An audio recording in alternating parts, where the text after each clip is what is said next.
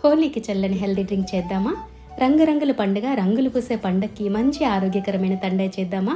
కావలసిన పదార్థాలు: క్యారెట్, పాలు, జీడిపప్పు, బాదం పప్పు, పంచదార, పిస్తా. అంతే. హోలీ ఎందుకు జరుపుకుంటారో తెలుసా? పూర్వం రాక్షసరాజైన హిరణ్యకశిపుడు తానే దేవుడని, అందరూ తననే పూజించాలని చెప్పిన తన కుమారుడైన ప్రహ్లాదుడు మాత్రం ఆ శ్రీ మహావిష్ణువే నా దేవుడని ఆరాధించేవాడట. అప్పుడు ఆ తండ్రి కోపంతో మంటసగ తగలని వరం కల తన సోదరి అయిన హోలికాని పిలిచి ప్రహ్లాదుని దహనం చేయమనగా హోలిక ప్రహ్లాదుని తీసుకుని మంటలో కూర్చుందట. కానీ ఆ విష్ణుమూర్తి కటాక్షం వలన ప్రహ్లాదుడు రక్షించబడగా హోలిక మాత్రం దగ్ధమైపోయిందట.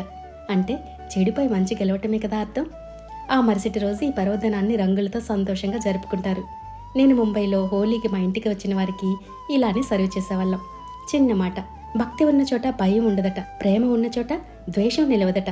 ఈ హోలీ మన జీవితాల్లో రంగులు నింపాలని కోరుకుంటూ మీకు మా హోలీ శుభాకాంక్షలు.